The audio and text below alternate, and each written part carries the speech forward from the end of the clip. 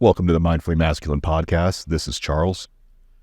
Okay, in this episode, we will continue our review and discussion of Self-Care for Men by Garrett Muntz. And this week's topic is hair, the hair on your head and the hair below your belt, and what to do if you have less hair than you want in some places and more hair than you would like in others. Please follow or subscribe to our podcast on your chosen podcast app. Just look for Mindfully Masculine, and you can also check out our full episodes with video on YouTube. Thanks and enjoy. Good morning, Charles. How are you? Hey, Dan. I'm well, thank you. Welcome back. Yeah, it's been a while. Yeah, we haven't recorded one of these in a long time. You were in New Jersey for, 10, 12 days, something like that? Yeah, it was almost 2 weeks. Yeah. How's New Jersey?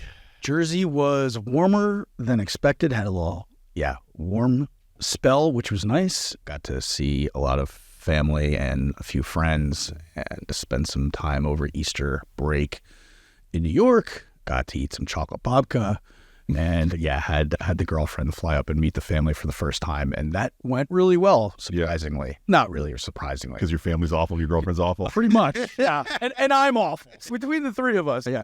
No, it worked out really well. I was even better than I had hoped, actually. That's good. It reassured me when I made some good decisions this time. Yeah, I like the last one better. No, dude, that happened.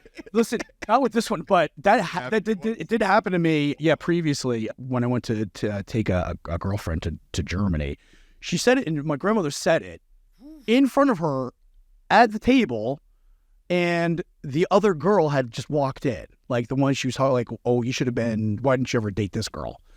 And yeah.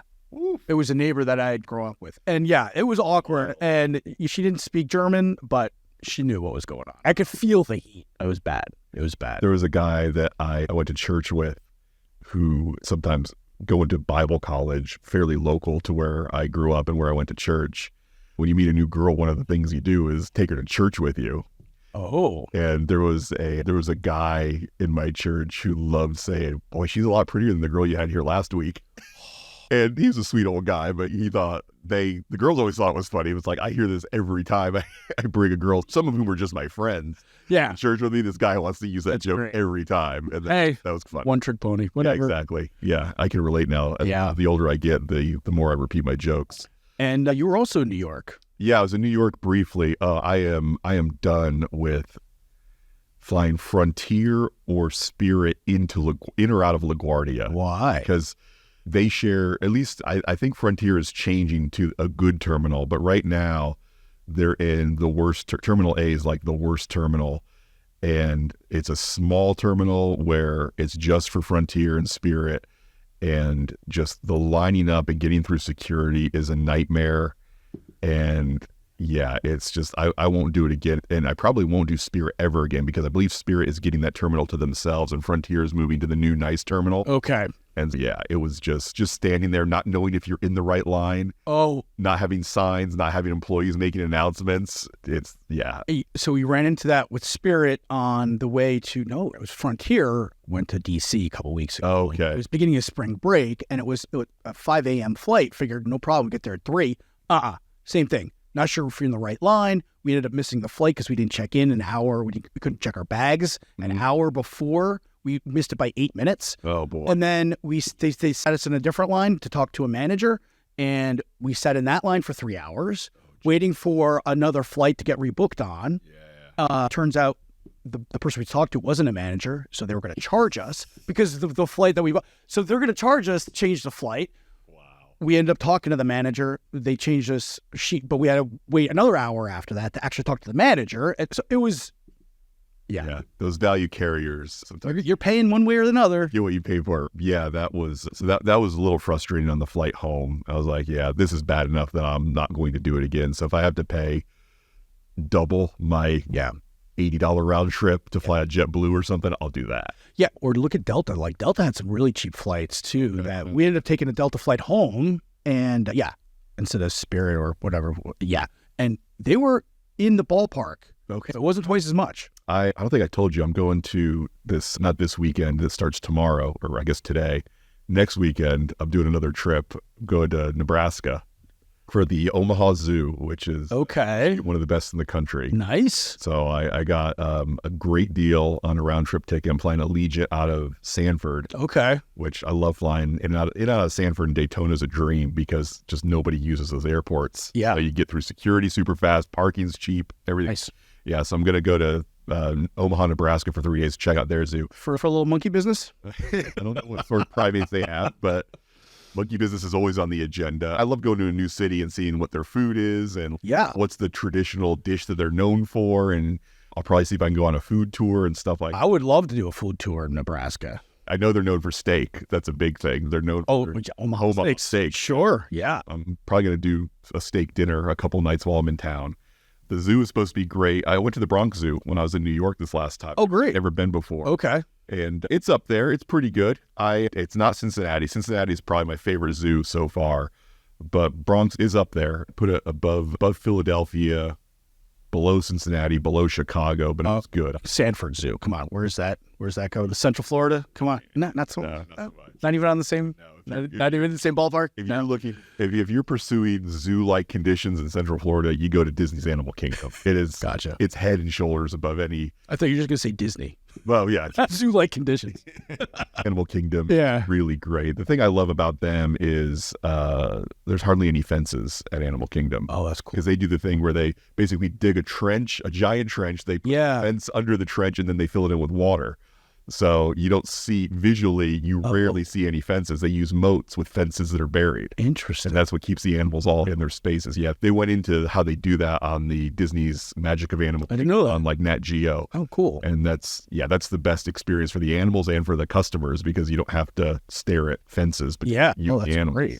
And so some zoos have stuff like that going on, but for the most part, you're still taking pictures and looking through fences or glass. Yep. Where with Disney, they don't do that. And so that's cool. That's really cool. But I'm looking forward to Omaha next week. I'm going to be there for 3 days.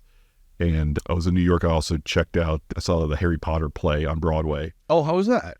It was good. The story, it's not quality-wise, it's not on the level of the books. Yeah. Which I could understand. They have a limited amount of time. And apparently before COVID, it was a 2-part thing where you would go to the matinee for part 1 and then go back at night to see part 2. Oh, interesting. Since COVID, they combined it into one longer play, which I'm glad about that. I'm glad I didn't have to go because the ticket was $120. So doing that twice is, I don't know if I'm into this enough to it. Oh, they were charging. Yeah, you had to go to 2 different plays. Oh, so it wasn't like one. Oh, yeah. I didn't realize 2 completely. I thought it was just like a long intermission kind of. Oh, no. Part 1 and part 2, and you're paying to go to each one of them. So instead of that, it was like a 2-hour and 50-minute play with an intermission. Wow. And I saw the whole story in one sitting. Okay. It was good. I liked it. But yeah, just compared to the quality of the writing of the books and the movies, it wasn't quite there. Got it. I'm still glad I saw it, but it wasn't. I think the other thing, I thought about going to see Book of Mormon. I still haven't seen it. That was really good. I saw years ago. I heard there were some good deals on tickets while I was there, but I was like, I'm already going to one Broadway play. I don't want to go to 2. And so next time I go to New York, I'll check out Book of Mormon. But it was a fun trip. It was a fast trip. I stayed at my usual hostel on the Upper West Side, and there was a fire. They had to evacuate the building, which was a little frustrating the way they handled that. The fire alarm starts going off, and I'm like, oh boy, okay, here we go. And I was just about to go jump in the shower when the fire alarm started. It was in the morning, and I was like, okay, I guess I got to just get dressed and go downstairs. You'll be wet. You'll be fine. Yeah, we should work. But yeah, they never have problems with fires on boats, right? Because there's all that water. Yeah. There you go. So then they make an announcement like, it's a false alarm. You can disregard it. I was like, okay, great. I start getting undressed to go take the shower. And then not a minute later, they're like, disregard the last announcement. Everybody needs to evacuate. It's okay. This is not run the way that I wish it was being run. And so I end up just getting dressed and going to the Dunkin' Donuts across the street. And then all the fire trucks show up. And I at one point I did pop my head out the door, and something was definitely burning. Oof! Before they made the false alarm announcement, I could smell something burning. Now I don't know; it could have been somebody microwaved popcorn too long, but there was definitely a smell of something burning. Yeah. When they made the announcement of, it's a false alarm, I'm thinking, no, it's not. There's something going on here. Yeah. And it was a little frustrating. I'm going to try a new hostel next time I go up there. There's one down in Chelsea that actually rents private rooms where you have your own room with a bed in it, little twin-size bed, but it's a shared restroom somewhere on the How floor. much more expensive is that one? Any idea? Not too much more. I think I paid $65 or $70 a night at the one I usually stay at, and for this one, a private room is like $90 to $100 a night. Oh, sold. I just don't know the conditions. I've never, like the one that I stay at is run by Hostels International, and they keep it extremely clean. But the smallest room they have is an 8-person room, which, again, the more people in your room, the greater chance there's going to be somebody who doesn't know how to socialize with other humans, either by their undiagnosed sleep apnea, or they come in after the club at 3:00 and flip on the overhead light. So those are things I've dealt with in yeah. So the smaller the room is, the less chance that guy is going to be in the room with you. Sure. And yeah, my favorite hostels are the ones I stay at where it's mixed gender. Yeah. Because generally speaking, women care about stuff like that, where guys don't.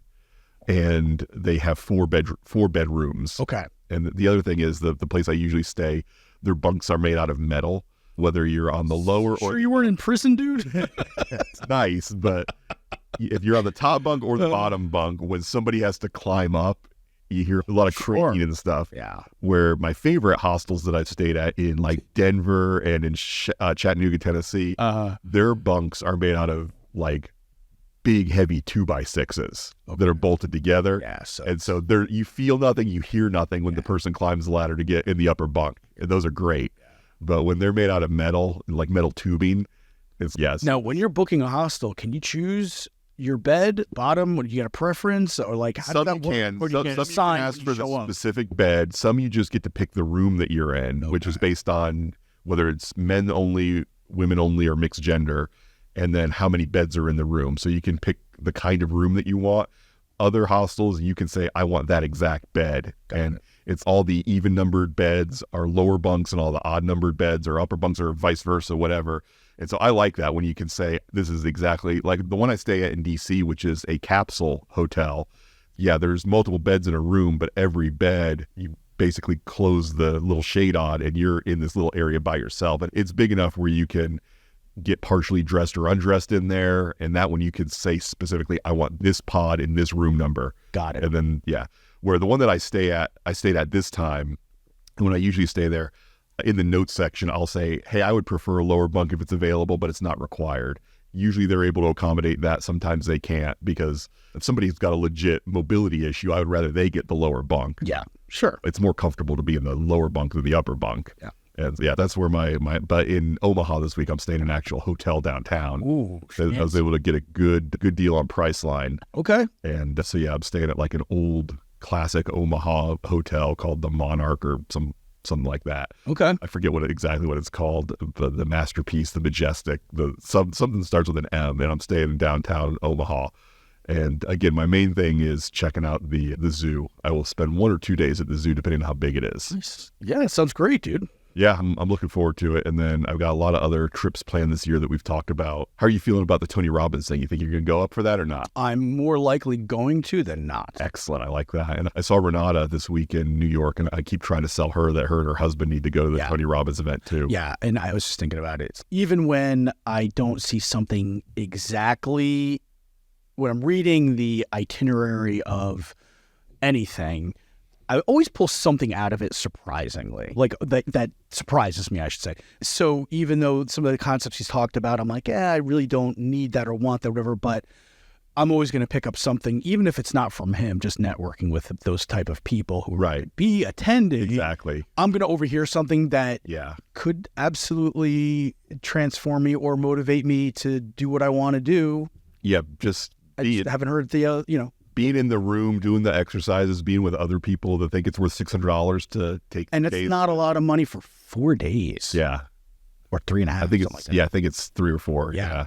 It's in Newark, which staying in Newark is cheaper for me than staying in the city. Yeah. Oh, for sure. Yeah. And so I think, I'm going to reach out to them and see if I can find out. I don't think they've announced the exact venue. I imagine it's probably a hotel.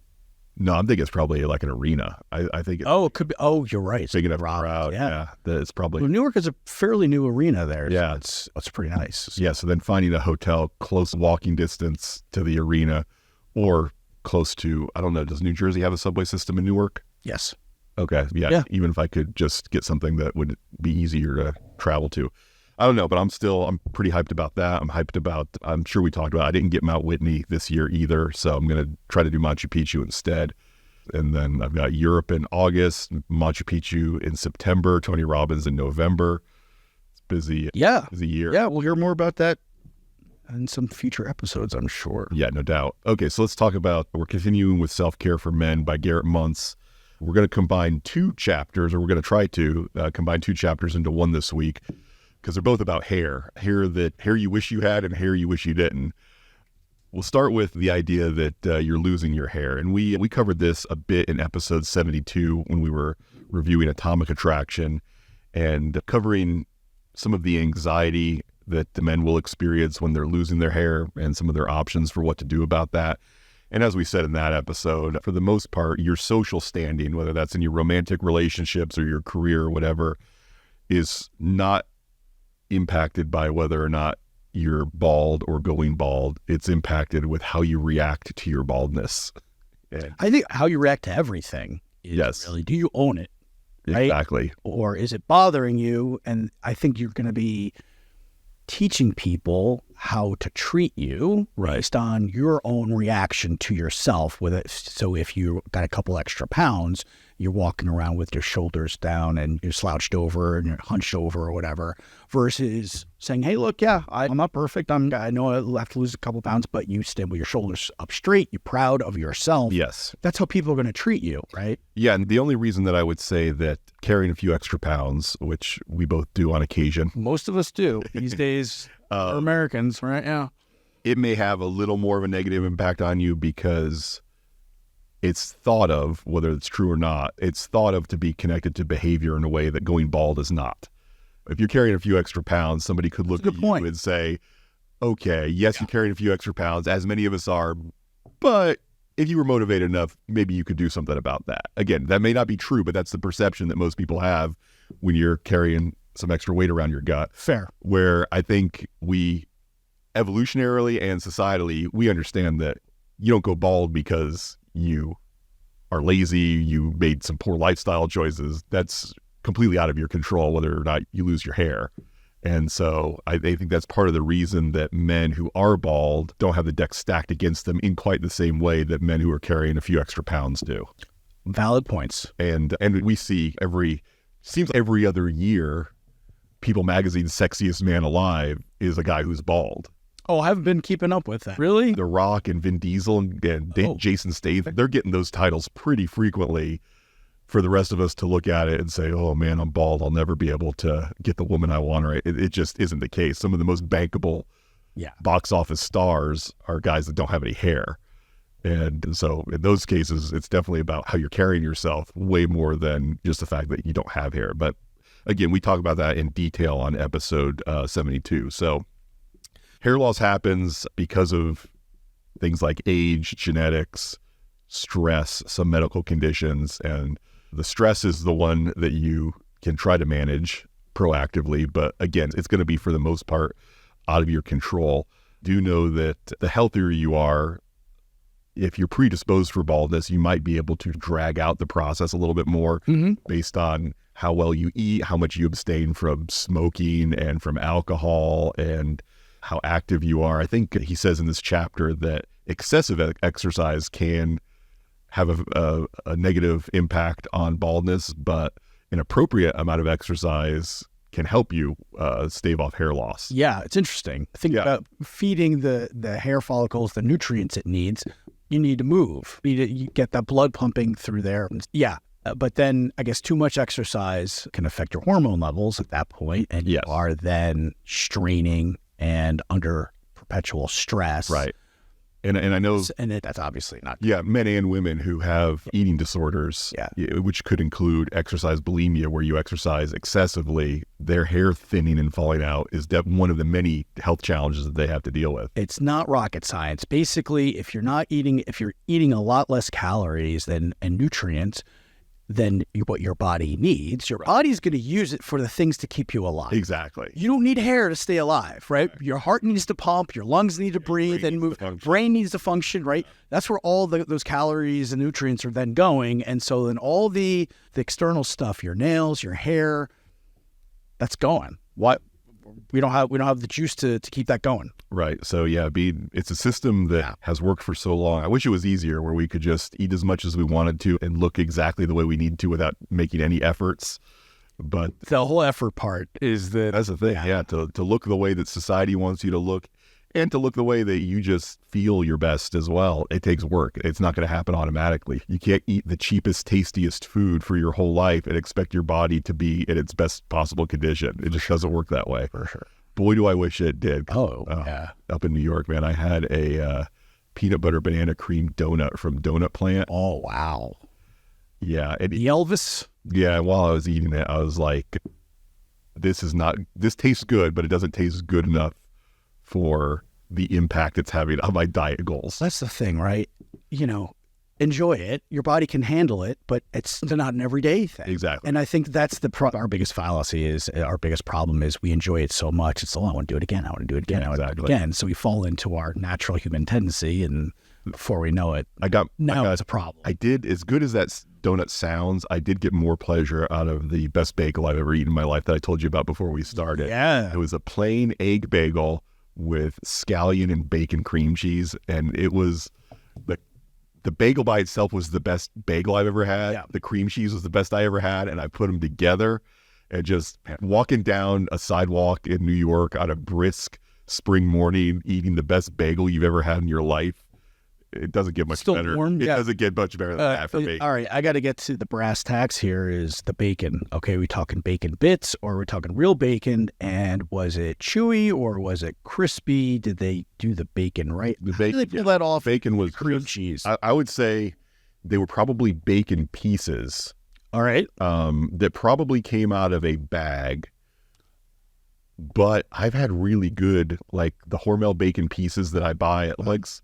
When I want a bacon omelet, the idea of cooking my own bacon and then breaking it up into bits and putting bacon bits I don't like. They're too small. Yeah. But bacon pieces that you can get in. Yeah. And I'm sure there's like still a commercial version of that. Exactly. Yeah. Where they're not. So they're not super crunchy. I don't like the super crunchy ones. But they're also not super floppy. Like the bacon hasn't been cooked enough. Yeah. I find the bagged bacon pieces are about the perfect thing. And this is probably whatever the Cisco commercial. Got it. Restaurant quality version that is. All right. So it was just about perfect. And that's something I couldn't make because I do keep green onions around for my omelets. I keep bacon pieces around for my omelets. Yeah. I keep cream cheese around. A bagel for breakfast is not my usual go-to, but yeah, boy, it was so good. I put a fried egg on that. Oh my God. That's what I would do. Because you don't have the egg. If you don't have an egg bagel, it's like an everything bagel, I would do everything bagel with the fried egg on that, and then to do the bacon cheese. Sounds good. I haven't had breakfast this morning. It's almost noon. I haven't had breakfast, that I am starving. Okay, so let's keep talking about bacon, about hair. There is no magic pill as of now for curing baldness. You don't just take a pill and my hair's all growing back. It is one of our forms of testosterone is what leads to baldness, correct? DHT. Yep. Now, that's interesting because you and I have talked, we're both on testosterone replacement therapy, and we've both been on it for a long time. Huh? And we both have, I don't have quite as much, my hairline's not quite as far down my forehead as it used to be. Same thing with me. My hair is thinning out at a pace that I'm very comfortable with that I don't even notice on a daily or weekly or monthly basis. Yeah. Why is it that you and I are supplementing our testosterone, but we don't have all of our hair falling out? Which some bodybuilders do report that they think that's one of the downsides. So, number one, we're not doing the volume of testosterone that they are. You just answered your question. We're not Arnold in Pumping Iron where he grabs a handful of Dianabol and just puts it in his mouth. Right. Yeah. Look, man, that's when. Yeah, we're on the therapy dose. We're not on the body dose. Yeah, that's the difference, really. Yeah. And plus, our genetics probably are not predisposed for obviously, yes, baldness too. That always comes into play with almost everything, but. Yeah, I know when I was contemplating getting on TRT back in the day and I was doing my research into it, a lot of the feedback from guys on Reddit who had chosen not to do TRT were like, oh, you're going to get bald and you're going to get prostate cancer. And those seem to be All the urologists hanging out on that forum? Yeah, the bro science reasons to not do. And so far, I have not had any problems with my PSA levels or Me either. or baldness. Me either. Yeah. But so what is it about DHT that specifically makes it's not just having high testosterone in your system, right? Yeah, so I guess it converts to DHT. So what happens is if you have too much testosterone, it converts to DHT, and that is what causes you to lose hair. Okay. The high DHT levels. So I guess that could happen as a result of just your genetics, or if you're taking too much exogenous testosterone, that level can go too high as well. Yeah. Yep. And I would imagine everybody's physiology is different, where there are some male bodies are able to take a higher level of testosterone and convert it to DHT, but not a high enough DHT level that it actually makes your hair fall out. Yeah, all those things are specific. And they're uncontrollable for the most part. Okay, like we said, there is no magic pill. You can go to your dermatologist or your doctor to say, hey, I'm losing my hair and I'm not okay with it. What can I do? And hopefully they will explain to you what your options are and what the potential side effects are, because I hear a lot of stories about the side effects of medications that are made to prevent hair loss and what they do to your body. Yeah. So finasteride is one of them. Yeah. Right? So basically it actually destroys testosterone in your body. So they give it to prostate cancer patients. My dad actually was put on a dose of that because they thought traditionally there was one study done with one patient like in the 1915 or the 40s or so. Oh, wow. It was years ago, and they saw that the testosterone was affiliated with prostate cancer. And since then, like, the medical community's just run with it for whatever reason. But that's not actually the case these days. So the problem, though, is the finasteride. You get rid of testosterone in your body, you're becoming sterile. You're going to have sexual dysfunction. The testosterone is critical for men. That is what they give women who want to become men. Is testosterone. Not only that, they also give it to women in menopause who are suffering from a lower sex drive. Yes. It's testosterone that they give them to make them get their sex drive back. That is that is the largest amount of any hormone in a woman is testosterone. Right. It is a lot lower than a man. Yes. But it is still more than estrogen and everything. It's still dominant hormone. And and so a lot people are surprised to learn that. I was absolutely. So Dr. Peter Attia interviewed a really great urologist. I just watched this video about finasteride, and what they're seeing is, in his practice, is that the people who go on finasteride. And Propecia is the brand name of that, right? Correct. Like the most people probably. And what they did was they said they looked at a bunch of studies and also in their practice. It didn't matter whether you took finasteride orally, injected, or put it on your head. The bottom line is it did affect your testosterone levels. And they're seeing a number of patients who have more than like a year or two, they're having side effects, sexual dysfunction side effects, erectile dysfunction, and things like that after stopping finasteride. So what they're looking at is possibly this could be altering your genes in some way. It could be turning on a gene or turning off a gene, whatever. That is then long-term effects. And it's enough people to where it's a concern. It's not everybody, but it is a concern. The other piece of that is, and I don't know the details, but they were saying finasteride doesn't affect just testosterone. It affects a whole bunch of other hormones, progesterone, and other things like that in the body. And so it's doing all these other things as well. And there's no clear evidence that shows that you need to destroy all the testosterone to get rid of prostate cancer. Yeah, or destroy all the testosterone to keep your hair. But I would say, again, you could say, oh, this is easy for you guys to say you both have most of your hair still, which, okay, that legitimate.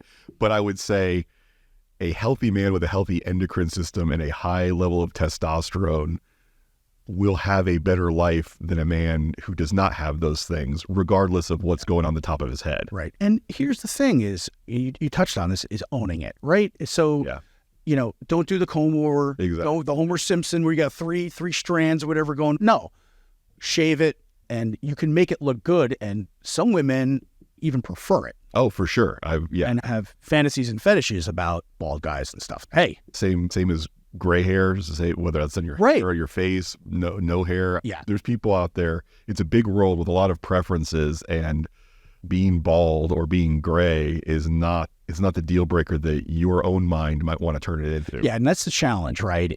But if you don't feel like you're attractive, bald head, then you've got some work for yourself to do to get to that point, because you're going to push away anybody who might be into it. You're not going to find someone knocking at your door going, "Oh, I love your bald head. Let me talk you into why you should love yourself," right? That's not going to happen. Yeah, there's no less attractive man than the man who thinks he's not attractive. Ooh, quotable.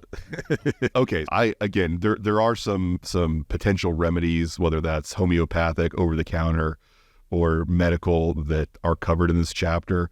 Honestly, I'm not going to spend the time to go into detail on them, because I do say that do all the things we've already talked about as far as taking care of your hair and your scalp. And if you have benefits to those things where it delays your going bald, then great. But again, I would focus more on building a healthy, exciting life, and how much hair you have on the top of your head will turn out to be one of the least interesting or important things about you. Yeah.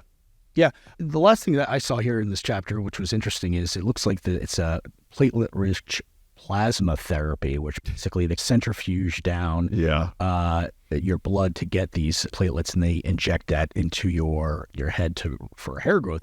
They've been doing that for joints and knees and things like that as well. It says it's the gold standard. I have not heard about it until reading it here. Yeah, and I don't know anybody who's talked about using that and, I've had great results. Yeah, I have not either. I had a friend who got a hair transplant. Basically, he got the back of his head here, and this was when his early 20s. I felt so bad for him.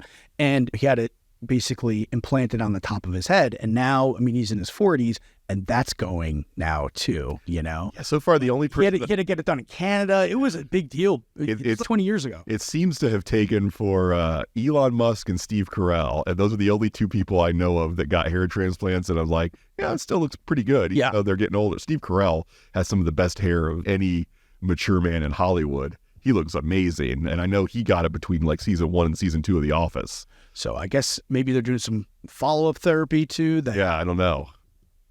But if you're Steve Carell, if you're a professional actor and you're getting jobs based on how you look, then maybe I could... Money's not an object. Yeah, and maybe it's worth it to you. But if you're just concerned about your social standing, and then I would say don't.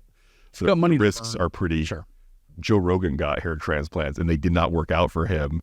And I think he's still doing okay. Yeah, he's all right. So he's all right. He's doing all right. Yeah, I would say a lot of these things that could potentially help, like sleeping more, eating better, reducing your stress, exercising, those are good ideas no matter what problem you're trying to solve. And I would say, look, if you're obsessed about staving off male pattern baldness, then your obsession is going to be the thing that makes you unattractive, not the fact that you don't have hair on your head. Now, did he talk about like wearing hats? Because I have heard, and I don't know if that's an urban myth or whatever, but like wearing a lot of hats quite often could contribute to losing hair. I've heard that too. And I wasn't sure how much validity. I don't remember. I read this chapter originally a while ago. I don't remember if he addressed that or not. I could see how wearing tight hats could be harmful for your scalp. And obviously if something's bad for your scalp, it's going to be bad for your hair. Yeah. But yeah, I don't know if there's, any kind of real data on that, or if it's just something we've been told. There's certainly, if you're a frequent hat wearer, especially as a man in your 30s, 40s, 50s, people will see you with the hat on and assume that you're bald. Yeah. And I just don't like the way hats feel as much as the way just having my hair out there feels. So unless it's really cold, or unless I'm growing my hair out, and you're in the awkward stage. I'm in the awkward stage, or it has grown out and I just had to leave the house without time to style it, then maybe I'll pop on my favorite ball cap, but that's very rare. For the most part, I don't like putting hats on. Yeah. I think if there's something to that, like baseball players that's true. There'd be like an epidemic of but a ball player has 4 games a week and they last 2.5 hours plus practice. Where they're wearing a hat, probably. They probably do wear the hats at practice, yeah. So they're probably one of the biggest hat wearers. Yeah, you're probably right. So maybe there's not so much. I just remember hearing do it, yeah. Yeah.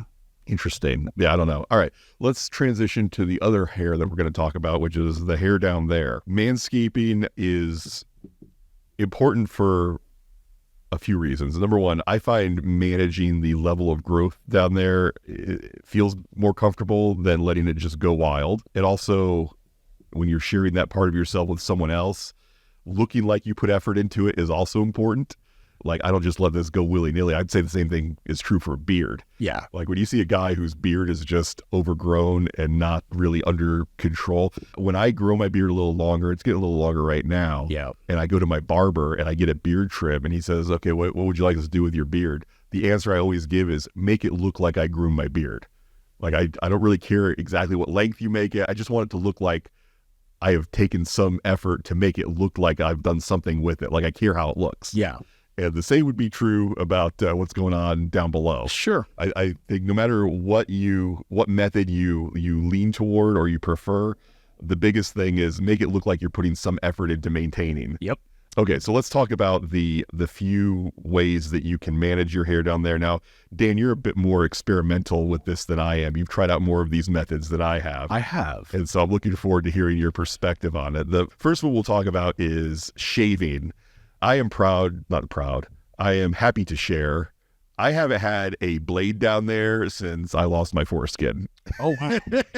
All right. When it comes to actually having an open blade in my genital area, yeah, I've never Use electric? I only use trimmers with a guard. Gotcha. I've never actually taken it down to the skin. And even when I use a trimmer with a guard, I don't go too low because I have very wiry, coarse hair all over my body. Okay. And so when I go too low with even the trimmers, like a one guard, then it's a little too pokey for the other person's around your pokey area that I could be in contact with. Because, that's a sensitive area. So having steel wool poking you in that area is not comfortable. Yeah. So you have a little stencil, like a cappuccino. You make like a little heart something down there? Absolutely not. No. I generally go with a 2 or a 3 guard all over the whole area. Okay. And to call it a day. And I usually will do that, I don't know, once every 10 days or so is about how frequently I like to do that. But yeah, so that covers, my preferred method is trimming.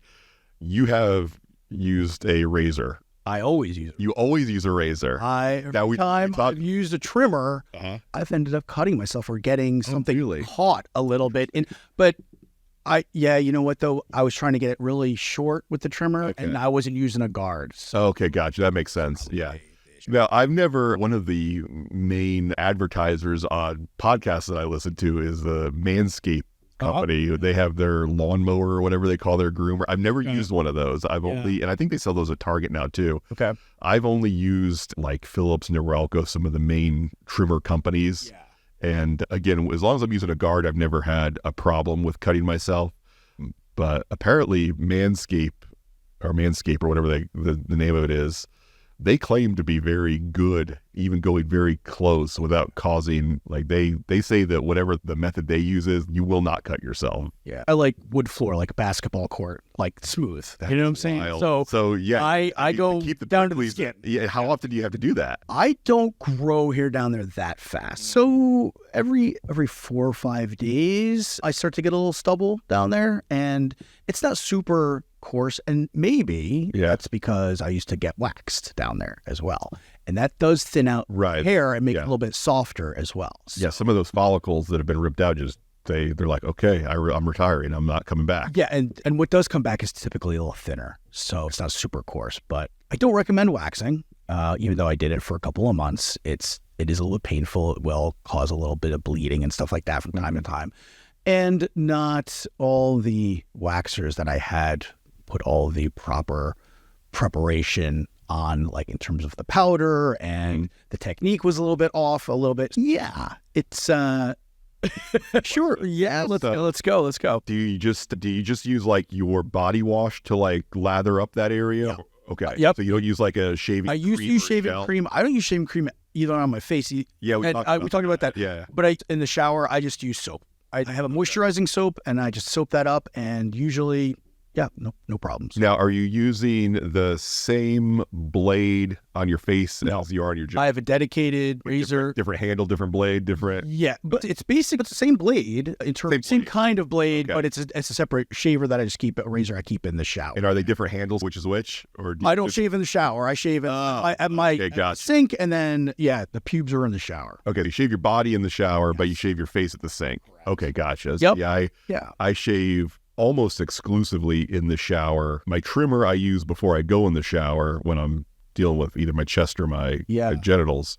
But my face, and again, since I'm growing the beard, I only really have to shave my neck and my cheeks. And I do that in the shower. I've got a shaving mirror mounted in my shower that is supposed to be fog free. Those never work though. You still always have to. I take it off the hook and I put some hot water on the back and the front, and then it stays fog free for 2 minutes, and then I have to do it again. Yeah, I've tried those fog free mirrors. Now, have you ever used one of them where it actually reroutes the water? No. Yeah, there's like ones that like it connects to the piping or the hose of your shower head, and it runs hot water right behind the surface of the mirror.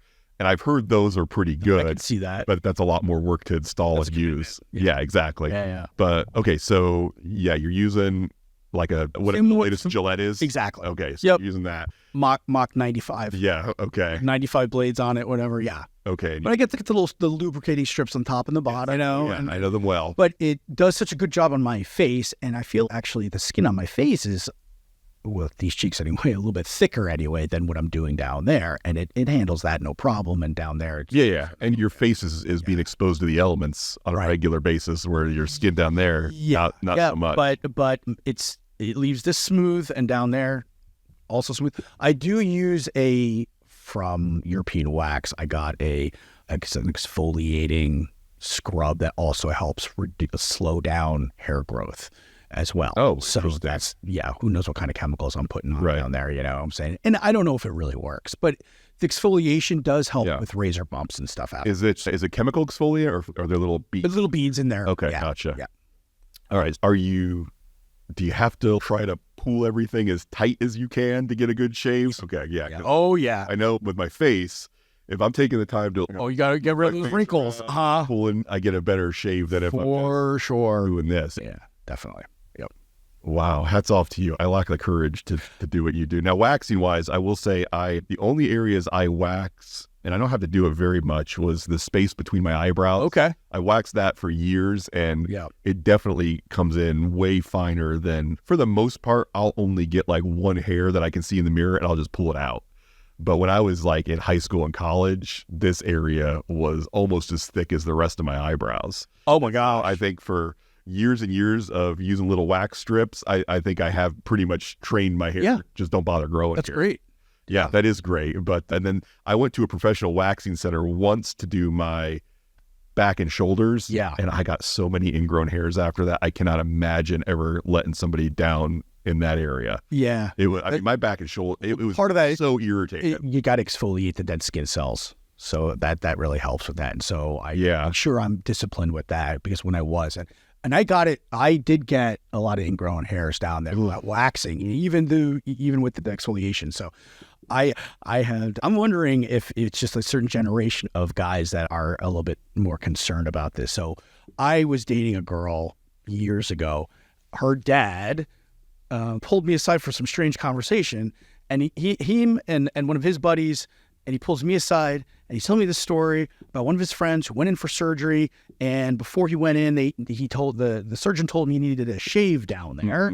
And he was gonna get his tonsils out. And like that nurse may have had some issues. So he needed to shave down there for some procedure, and it was so weird because he didn't just shave his penis, he shaved the whole thing and his balls. And he was like laughing, and I was like, why did you just, and it wasn't like, this conversation came out of the blue. It wasn't like, for no reason. Yeah. And I was just like, what's going on? And I was thinking, it's possible that my girlfriend at the time may have said something to him that I shave everything down there, and he was looking for my reaction to his story. And I was just like, I just gave him a funny look and I walked away, because he thought it was hilarious that he shaved everything at the time. I'm shaving everything.